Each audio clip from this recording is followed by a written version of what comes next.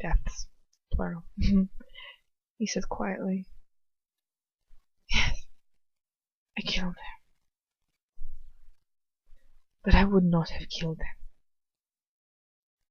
had I held sway over the situation. I don't know what to think. I don't know what to think.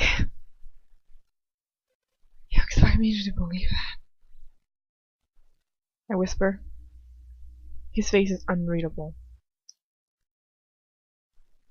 Not because it's blank, but because it is so full of emotion I'll never understand. I have never lied to you, my blood. His voice is quiet, intense. You know what I am. You've known that since I captured you.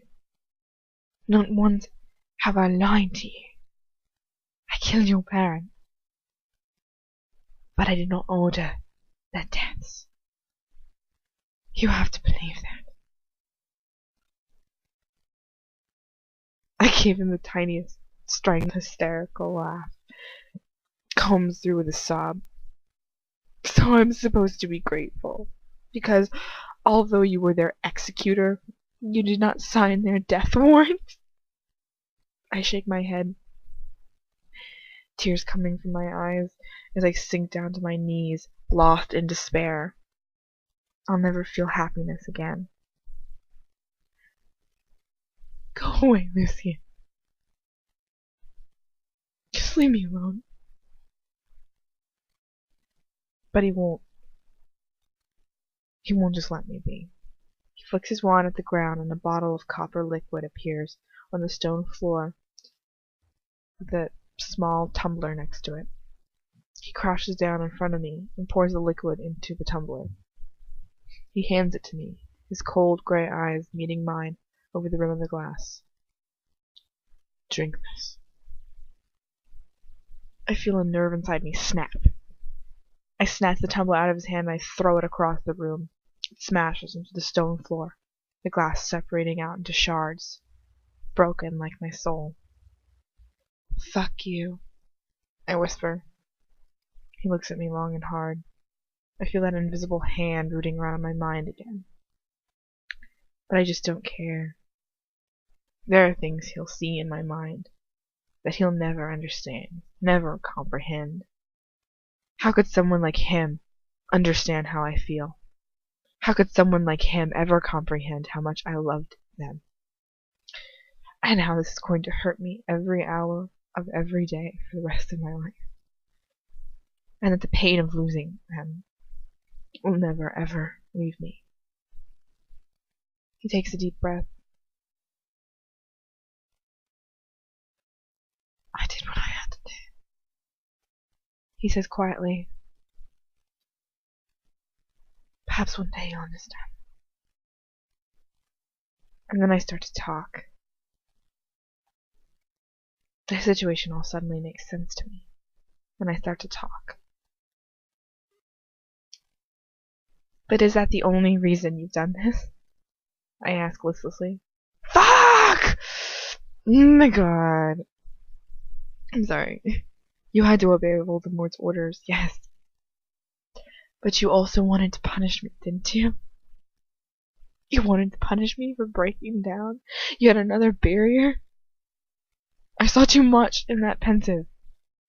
And you succeeded in punishing me in the worst, horrible, unimaginable way.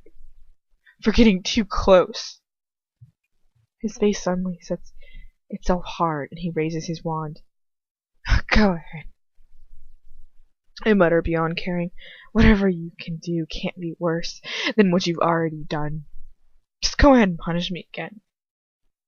And see if I can live, and see if you can live with yourself after what you've done today. He reaches around the back of my neck and yanks my head back by my hair. He brings his face close to mine, whispering in my ear as he places his wand against my exposed throat.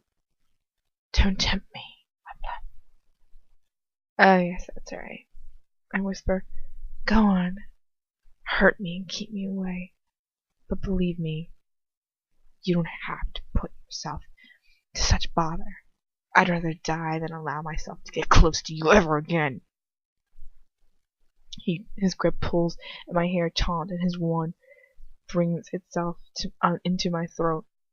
I can see his face above mine, struggling with emotion. He gives a snarl of fury as he looks down at me and lets go of my hair, standing up and picking me up in his arms. Ugh. And standing up and picking me up in his arms. Whew. Okay. I don't struggle against it because I don't care.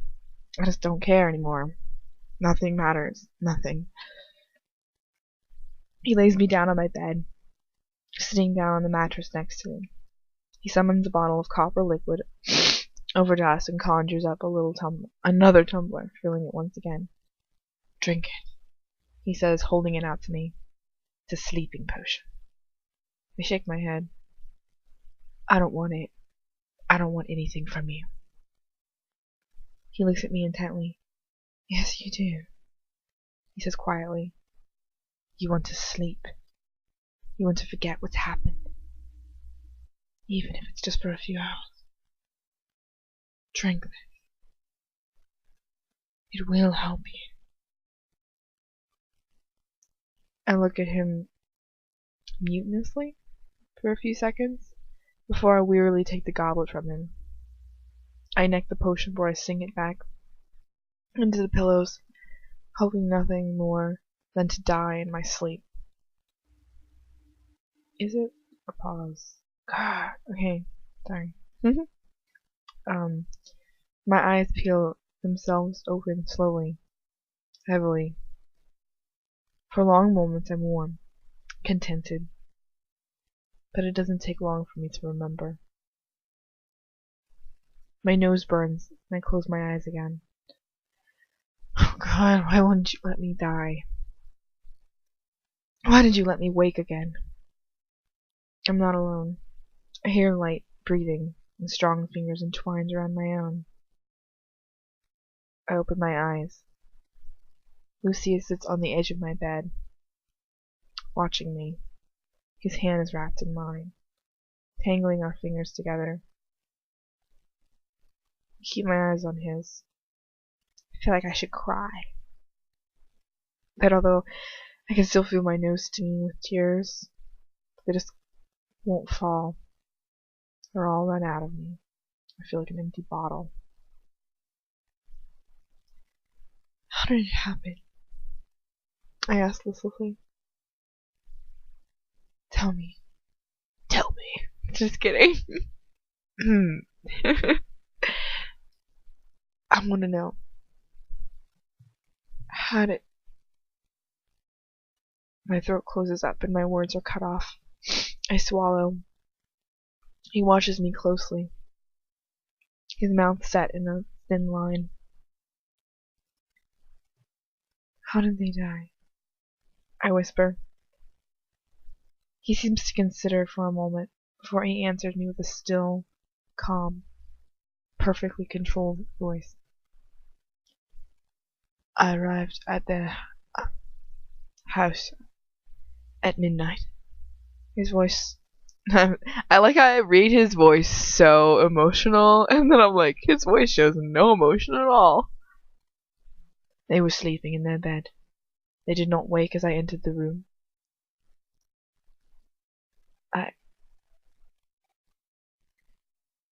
They died as they slept. They will have felt nothing. It's enough. I don't want to hear any more. I close my eyes to blot my face away. Parents' murderer. They would have felt nothing. They wouldn't have even known it was happening. But it doesn't take the agony away. I knew deep down that I would never see them again anyways. I knew it.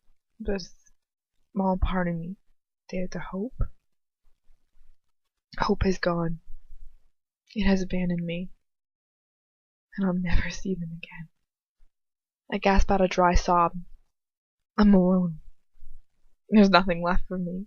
Everything I've ever known and trusted has been taken away from me. My parents aren't going to save me. A teacher's not going to save me. A book's not going to save me. The order's not going to save me. God's not going to save me. I open my eyes and look at my parents' killer. He looks back at me as if he's never seen me before. How could you do it? I ask almost simply. After everything we've... How could you? A muscle goes in his jaw. An end justifies a means, my blood. An end justifies a means. The means have destroyed me, killing my parents. How can you say that? Oh. My voice shakes and struggles over my words. Look at you. So calm. So composed. You have the softest voice. But you say the cruelest things. He watches me, almost smirking, and yet not. What were you expecting? Compassion? For you? He brings a tiny laugh. You're such a fool. Yes, you're right. I hiss furiously. How could I expect any compassion from you? You're an evil man, Lucius Malfoy. And you're mudblood, Miss Granger. He says cruelly, and I would rather be considered evil than no more than a